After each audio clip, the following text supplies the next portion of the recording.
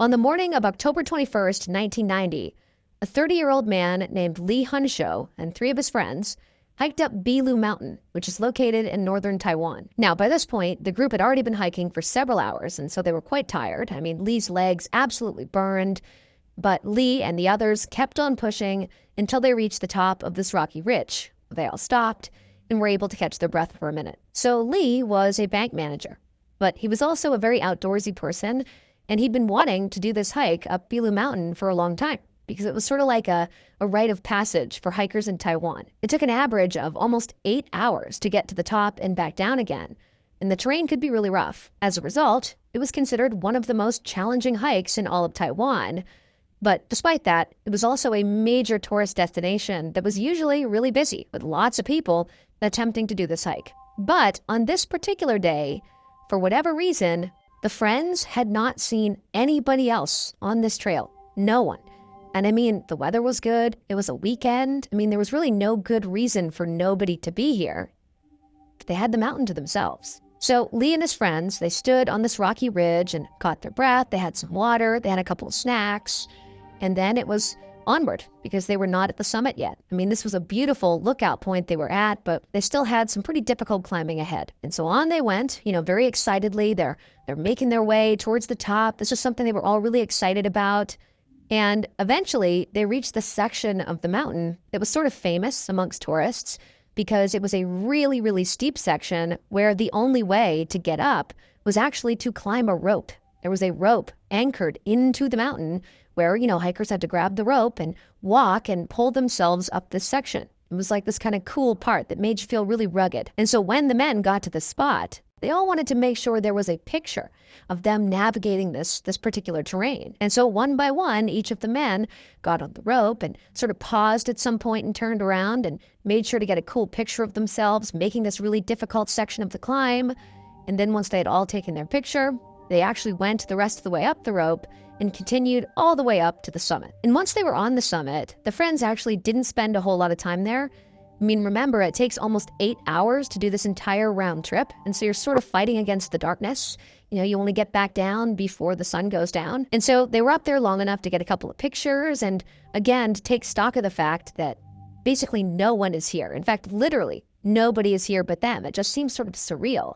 This is such a beautiful place, such a popular place. Why is nobody here? But didn't matter. They got their pictures. They got their beautiful scenery. They had some more water and snacks. And then they began making their descent. Now, on the way up, the friends had all been together. There was no separation. They were all, one by one, navigating each part of the terrain and making their way up together. But on the return trip, they got pretty separated, in part because Lee was really dragging behind. He was just so tired from the ascent that he sort of told the others, like, hey, go ahead. Like, you can walk ahead of me. We all know where we're going. We're going down and we'll meet at the car. So just go on ahead. And so Lee's friends had done just that. They had sort of taken off and gotten a bit of a lead on Lee. And so after a couple of hours of the group sort of broken up, making their way down the mountain, the friends in the front, who had left Lee behind effectively, they stopped at a certain point and they realized like they were really huffing it down the mountain, moving really quickly. And they thought, you know what? Lee was really tired up there. Maybe we ought to just sit here and wait for a minute and let him catch up, and then we'll make the final stretch together. So the friends, they stop. And again, they're sort of looking around thinking how weird it is that nobody else is here but them. Like still, no one's come up the mountain. No one's come down the mountain. It's just them. It's very odd. They're sitting there waiting and looking back up the trail, expecting Lee to show up anytime. But he doesn't. And so eventually one of the friends says, you know what? You guys stay here. I'm going to go back up the mountain a little ways and just see if I can catch Lee and just walk with him back down. I'm sure he's just exhausted and, I'll help him sort of finish up the hike here. And so this one friend, he begins going back up the trail. And for quite a while, he's basically hiking back up the mountain. And the whole time he's expecting he's gonna run into Lee. He has to. I mean, there were other trails that spidered off on the way down. So it was possible to take a wrong turn and sort of accidentally go down the wrong path. But for the most part, it was pretty linear. But as he's going up, he has not found Lee. And after a while, he's been hiking for like an hour back up the mountain and still no Lee. And he thinks, you know what, I can't do this. It's getting dark out. I have to go back and catch up with the other friends and just go down to the car because at this point, it seems pretty likely that Lee must have gotten turned around and he must have taken one of those other pathways. And now he's probably ahead of me. He's probably down at the car by this point. And so this friend who had done the rescue mission turned around, went back down, linked up with the other friends that were still sitting there waiting for him. Together, they walked all the way down the trail and they got to the car. And when they got there, they're expecting to see Lee, but he wasn't there. And by now, the sun had basically set. And so the friends realized that, okay, like we have a real problem here. I mean, clearly Lee didn't just get lost. He's still in the mountains somewhere. And like, what are we going to do? It's about to be nighttime. Like, we can't go up there looking for him. And so they hopped in their car and they drove to the nearest police station to tell them to go look for Lee. And sure enough, there would be this huge search that was launched for Lee. And over the coming week, I mean, there were all these people out scouring the mountain looking for Lee, but they couldn't find him. And after a week of searching, the police had to call it off. And so Lee's friends and family were left with this huge question mark. Like, where did he go? What happened to him? I mean, the not knowing was in some ways worse than having found out he had died or something. And so there's this horrible uncertainty. Nobody really knows how to react to this. Do you grieve his loss now, or do you hold out hope that maybe he's still alive? Well, the friends and family kind of did the latter. They kind of held out hope that, maybe he's out there somewhere. And weeks turned into months, and eventually 4 months went by. And it was at that point that other hikers who were making their way up the mountain, they went off the trail on purpose. They were sort of off the trail for a bit, and they came across Lee's body. Now, the immediate reaction was obviously devastation for Lee's family and friends, but at least it seemed like they were going to get closure about what actually happened to Lee. However, when police began to investigate what actually killed Lee and why, they ran into a lot of anomalies. Number one, they did an autopsy and they couldn't figure out what killed him. There was no clear cause of death. Number two, where he was found, he was just kind of sitting there, with his back against the mountain. His pack was right next to him. It almost seemed like he just sat down and then just died in place. But again, there's no clear cause of death. There was no obvious, trauma he sustained. It certainly didn't seem like he fell. He didn't appear to have any obvious injuries. He just stopped at some point on the mountain and died. And on top of that, remember, Lee is like a seasoned climber. He had supplies in his bag that could at least last him for some time. He had a flashlight, he had a compass. He knew where he needed to go, down the mountain to the car. Why is he stopping? Again, no injuries, no clear injuries. Why is he stopping right there until he dies? It just didn't add up. But then there was another very strange development that sort of took the story in a totally new direction. One of the friends who was with Lee on that doomed hike, the one who had the camera that took pictures of all of them climbing up that rope and took pictures up on the summit, he went and got his pictures developed shortly after Lee had been found dead. And when he went through the photos from their trip, he could not believe what he found. Here is the photo of Lee posing with that rope. And if you notice, at the top of this segment, there's a person clearly up there looking down at Lee and his friends. But remember, they didn't see anybody else on the mountain the entire time they were there. And they certainly did not see that appears to be a young girl in a red jacket, right at the top of the segment they were in when they were taking those photos. They didn't see her. They would have absolutely communicated with her, but they didn't see her. And so they have this photo of this girl in Lee's picture, but she wasn't in any of the other photos. She was just in Lee's. And making this even stranger is there was this myth about this mountain, that there were these spirits on this mountain that would sometimes target hikers and lead them astray away from their friends off the trail, where effectively they would die. And wouldn't you know it, it seemed an awful lot like Lee was led astray and just sort of sat down and died on the mountain shortly after that picture captured this girl in red looking down at him.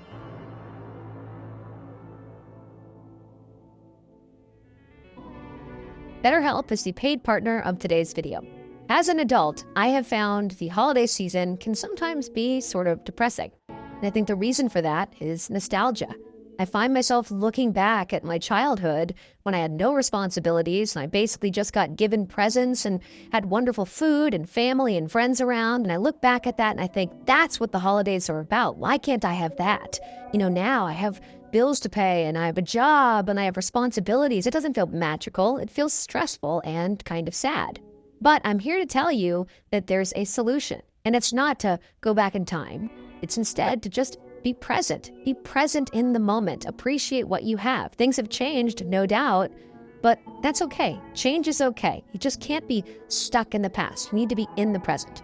So if you want to slow down, reflect, and reset this December, BetterHelp makes it really easy to start talking with a therapist. BetterHelp accepts both HSA and FSA cards, making it even easier to prioritize your mental health.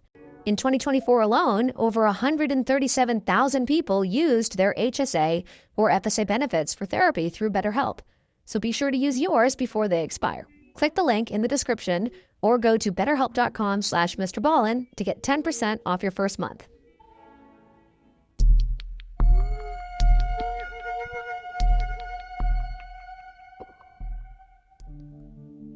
On the morning of August 8th, 2024, a 48-year-old Russian woman named Lyudmila Lazarenko sat on the floor of a bungalow deep in the Amazon rainforest in Peru. The bungalow was small and mostly just for sleeping, but it was connected to a communal kitchen and dining space. Lyudmila sat right in the middle of the bungalow on the floor, with her eyes closed and her legs crossed, and she was trying to meditate, but the sounds of the birds and the insects outside in the rainforest, plus the sound of her friend, Ivan Kuzman, who was moving around in the attached kitchen, were making it hard for her to concentrate. And so Lyudmila finally gave up on meditating for right now, and she opened her eyes and she looked out towards the kitchen, and she saw her friend, Ivan, who was 38 years old and from Ukraine, and he was busy brewing some tea. So Lyudmila and Ivan genuinely were just platonic friends. In fact, Lyudmila, she was married and had 2 kids, but she was out here alone.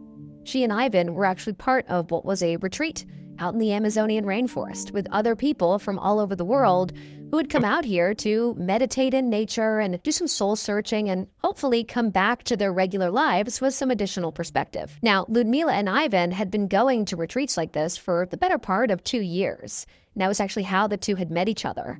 And so they were just friends. They had this similar interest in going to retreats like this one. But there was one aspect of these retreats that really is the thing that drew Lyudmila and Ivan out to the rainforest. It was not just to sit in nature and just hope for the best. They would go to these ayahuasca retreats, where basically they were led through this meditative process where they would drink this very special tea that would sort of affect you in different ways. And, some people believed it sort of led you on this spiritual journey where, it's just this very powerful, soul-searching event where you come out of this thing feeling like a different person. If you've had trauma in your life or you have, post-traumatic stress, or maybe you have trauma in your life that you're not even aware of, going through this style of retreat, these ayahuasca retreats, people have said has been very powerful and transformative. And Lyudmila, she lived a pretty typical life back home. She's a very busy mom and a wife, and she found doing these retreats really offered her a big reset. She felt like it was the one chance for her to kind of disconnect from responsibility and just be at peace. And Ivan, for the most part, felt very much the same way. I mean, he came to these retreats for similar reasons for his own life. And so here they are, they're out in the rainforest, and, they're brewing up some tea, some ayahuasca tea, and they're in this bungalow, and they're getting ready to have this sort of meditative journey. But they were about to break a very important rule. So the man who ran this particular retreat out in this part of the rainforest, he made it explicitly clear to everybody who came out there that no matter how many times you've come to these retreats or similar retreats, you never, ever drink the ayahuasca without a shaman present. Basically, without somebody else there to sort of help guide you through this process. If you were to do it on your own, who knows what could happen? And so everybody knew you cannot do this on your own. But Lyudmila and Ivan, they felt like, you know what, I get it. We're not supposed to do that. We know that. But we've done this so many times and we know what we're doing. So let's just brew up some ayahuasca of our own and we'll stay in our bungalow and we'll drink it ourselves. We'll have our own experience. Nobody will even know. And so that's what Ivan was doing in the kitchen. He was making ayahuasca tea. And when he was done, he grabbed 2 mugs of this tea. He walked back over to Lyudmila, who was in the bungalow section. He sat down next to her. They drank their tea and they both laid down on the ground and closed their eyes. A couple of hours later, the director of this retreat, who at the time was directing some group meditation not very far away from the bungalow where Ivan and Ludmila were. He was doing this group meditation when he heard a loud scream, and it was coming from somewhere near the bungalows. And instinctively, he got up, he abandoned the group he was with, and he ran to the scream. And he saw one of his staff members. She was the one who screamed, and she was standing looking into the bungalow where Ivan and Ludmila were. And so the director rushes over and gets right next to this woman, and he looks into the bungalow. And immediately, he knew two things. One, he knew for a fact these two, Ivan and Ludmila, had broken the rule. They had taken ayahuasca without a shaman present. And two, they had paid a horrible, horrible price. So ayahuasca is not just some herbal tea. It is a very powerful hallucinogen.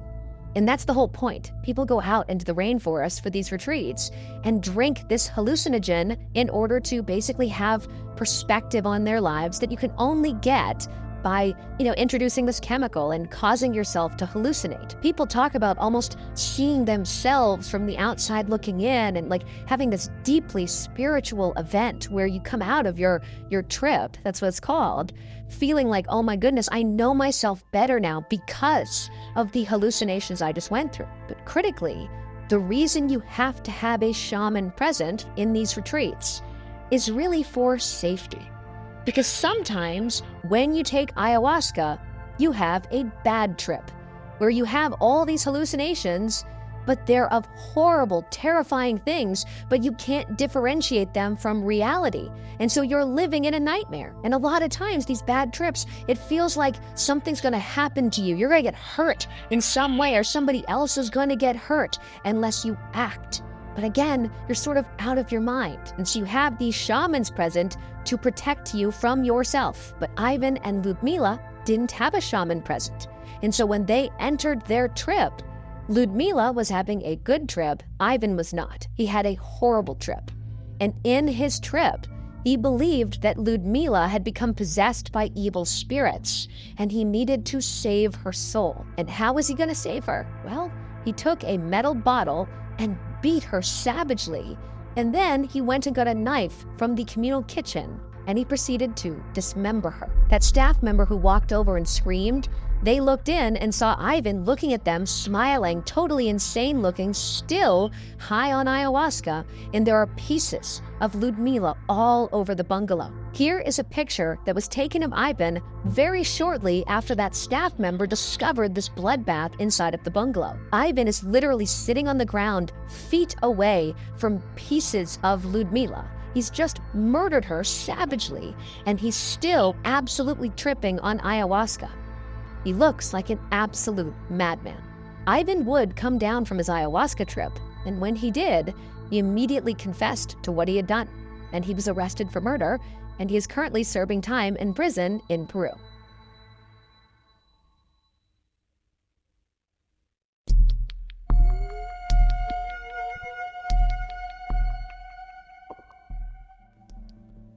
Around 4 p.m. on August 20th, 1975, an 18-year-old boy named Michael McQuilkin hiked up a massive granite rock called Morro Rock, which is in Sequoia National Park in California. Michael's 12-year-old brother Sean and his 15-year-old sister Mary were also on this hike with him, but currently they were lagging way behind, and he could just tell it was because they were tired. Now, the hike to the summit of Morro Rock was only a quarter of a mile. This is a pretty short hike, but it was really steep. And Michael, despite only being 18, was sort of a pretty seasoned climber. He had just hiked 200 miles through the Sierra Nevada mountain range all by himself. And so for him, this terrain was no big deal, but, he knows his siblings are not big mountaineers, nor are they pretending to be. And so he thought, okay, I'll wait. I'll let them catch up. But as Michael waited, he started to notice that the sky was getting pretty dark. Now, he had checked the weather before coming out here, and there was not supposed to be a storm. But it was sort of undeniable that something's happening. This is not normal. It's getting pretty dark and windy. But Michael told himself that, you know what? Maybe there's just a little pocket of weather and it'll pass. This can't be a big deal. And then eventually, his siblings finally caught up to him. And then together, just a couple of minutes later, they were right at the summit. Now, by the time they were on the summit, they're looking out and the view is spectacular. But now it's becoming increasingly apparent to all three of them that this weather system, whatever's rolling in here, is pretty big and pretty bad. This is not some passing little thing. The sky is like pitch black at this point. But before they left, they just wanted to take a quick picture. And so because they didn't have a tripod or anything, they actually had Mary just take a picture of Michael and Sean. It was the best they were going to do. They couldn't really get a group shot. And so Mary snaps a photo of the two brothers. And then after taking this photo, they put the camera away and they're about to begin their descent when suddenly, all around them, everything turns bright white and there's this loud cracking sound, and then Michael is thrown to the ground, and before he has any idea what's going on, he's looking over and he sees his brothers on the ground, his sisters on the ground, and in fact, he sees smoke coming off of Sean's back. And that's when he realized they had just been struck by lightning. Now, Michael didn't really know if he was badly hurt or not, but he was able to jump right to his feet and he felt like he was basically okay. And his sister also, she was able to stand up, and they're obviously both disoriented and shocked.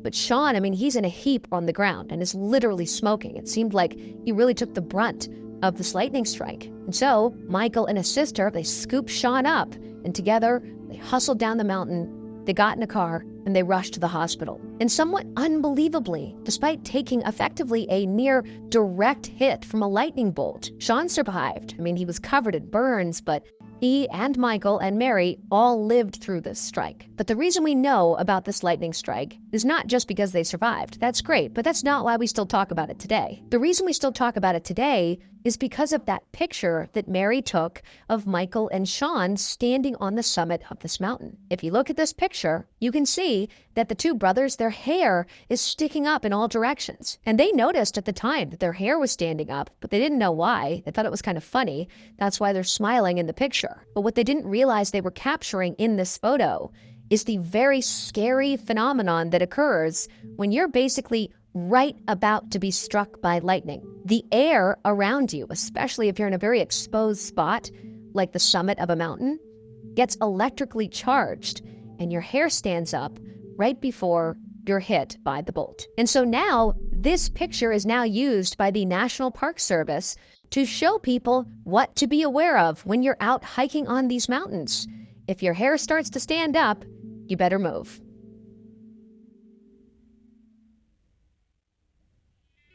Thank you so much for watching. Let me know what you thought of today's episode in the comments. And remember, we have hundreds of videos for you to binge right now. But if you're looking for a recommendation from me of that one video that's worth your time, well, it's this one right here. So give it a watch. All right, until next time, see ya.